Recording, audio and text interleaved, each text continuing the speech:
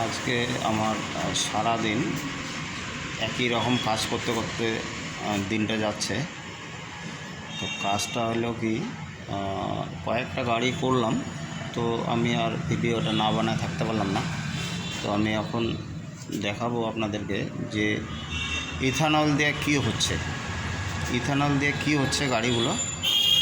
তো গাড়িগুলোর ডিস্টার্ব হচ্ছে, কোনোটা পিক আপ উঠতেছে না, কোনোটার ধোঁয়া মারা শুরু করছে, কোনোটা আরপিএম একরকম থাকতেছে না, আরপিএম কম বেশি হচ্ছে। তো ওই জিনিসটা আমি আপনাদেরকে দেখাবো। আর ইথানলটার কাজটা কি, আর ইথানলটা কেমন একটা মানে তরল প্রজাতির জিনিস। তো এটা পেট্রোলের সাথে 20% যখন এক্সট্রা করতেছে, তো তখন পেট্রোলটা মোটা হয়ে যেতেছে। তো মোটা হয়ে গেলে পরে BS6-এর গাড়িগুলো ইঞ্জেক্টার, পাম্প, এইসব জিনিসগুলো একটু প্রেশার পড়তেছে।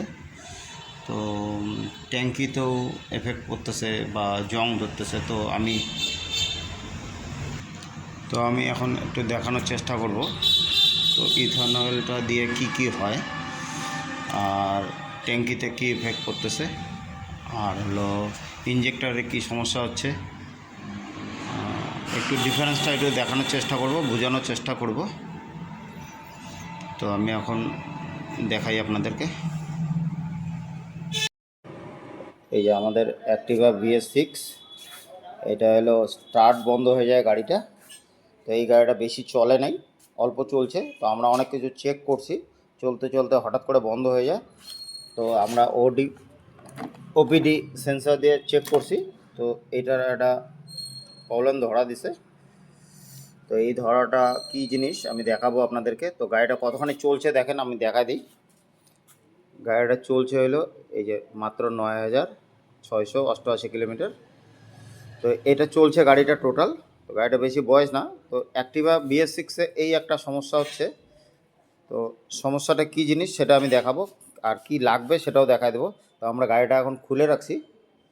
তো গাড়িটার খোলা হয়েছে হলো ক্র্যাঙ্ক পজিশন সেন্সার। এই যে এই কয়েলটা খোলা, কয়েল আছে। তো এটা আমি দেখাই কয়েলটা কেমন হয়, আর এটার মধ্যে সেন্সারটাও হয়, সেটাও দেখাচ্ছি।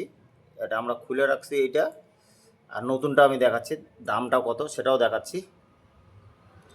তো নতুনটা কোথায়, আমাদের নতুনটা হলো এই যে নতুনের দাম হলো 4,376 টাকা দাম।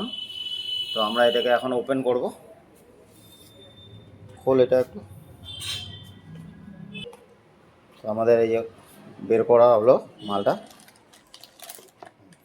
দেখা সামনে দেখা। হ্যাঁ, তো এই যে হলো ক্র্যাঙ্ক পজিশন সেন্সার, এই যে এই সেন্সারটা।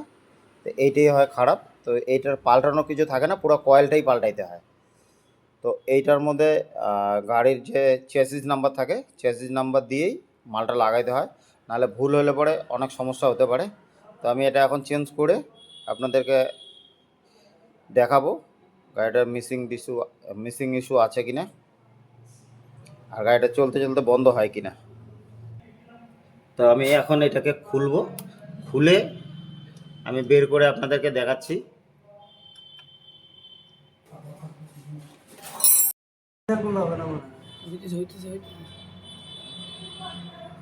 তো আমাদের নাট বল্টু সব খোলা হয়ে গেছে, নাট স্ক্রু।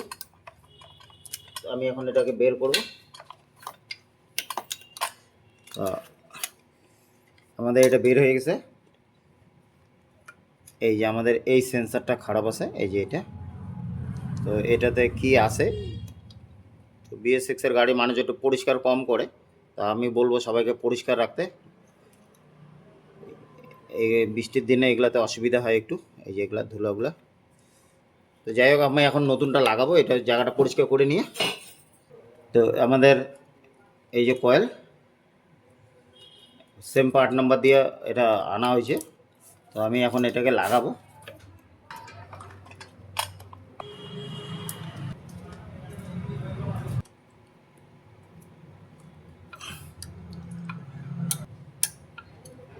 তো আমাদের এটা হয়ে গেছে লাগানো। ফাইনাল টাইট দিচ্ছি সব কিছু। করবো। আর এটা লাগানোর পরে আপনাদেরকে দেখাবো যে এটা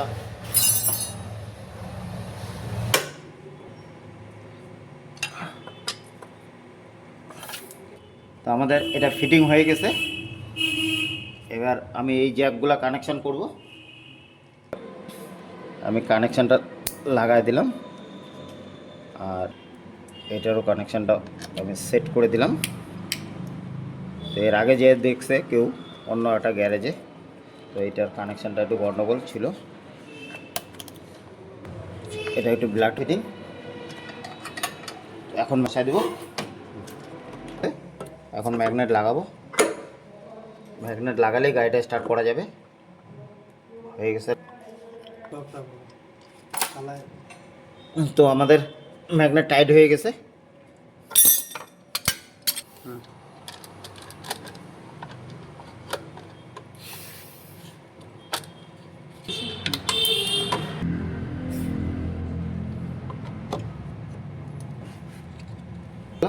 টাইট।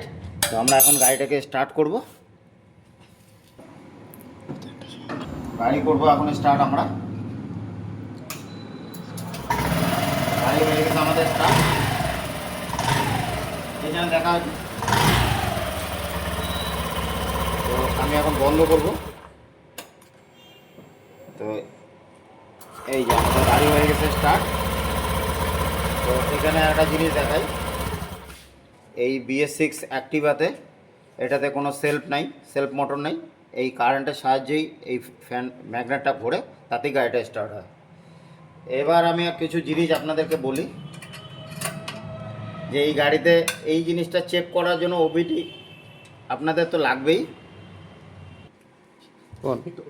তো BS6 কাজ করার জন্য আপনাদেরকে প্রথমে এই ওবিডি স্ক্যানারটা লাগবেই, আর এই যে মাল্টিমিটার লাগবে। তো এই লাগবে। আর এই কয়েল, এই যে এইটা লাগানোর আগে আপনাদেরকে কিছু টেস্ট আছে, সেই টেস্টগুলো করতে হবে। তো সেই টেস্টগুলো কি কি? গাড়ি হয়ে গেছে। তো এই গাড়িটার কাজ করার জন্য আপনাদেরকে কিছু চেক আছে, তো সেই চেকগুলো করতে হবে। তো চেকটা হলো এই যে এখানটা, এইটা হলো ইঞ্জেক্টর। এই ইঞ্জেক্টরে কারেন্ট 12 ভোল্ট থাকতে হবে। এইখানে আরটা, এখানেও আপনাকে 12 ভোল্ট কারেন্ট থাকতে হবে। তো এই সব কারেন্টগুলো যদি না, ওয়ারিংয়ে ফল্ট হতে পারে বা ECUটা উড়ে যেতে পারে। তো এই জিনিসগুলো আমাদেরকে প্রথম টেস্ট করতে হবে। তারপরে ফাইনালি আপনারা ওবিডি স্ক্যানার দিয়ে স্ক্যান করলে কী ডিস্টার্ব আছে সেটা বোঝা যাবে। তো কিছু ম্যানুয়াল ডিস্টার্ব আছে, সেই ম্যানুয়াল ডিস্টার্বগুলো যেগুলো ওয়ারিং ছিঁড়ে গেলে ওবিডি স্ক্যানারে দেখাবে না। তো সেই জিনিসগুলো আপনাদেরকে মনে রাখতে হবে। আর এমনি এখন আমাদের গাড়িটা নর্মালি হয়ে গেল, একদম একটা জিনিস পাল্টানোতে হয়ে গেল। তো আমার ভিডিওটা কেমন লাগলো আপনারা কমেন্টস করবেন, আর চ্যানেলটাকে সাবস্ক্রাইব করে পাশে থাকবেন।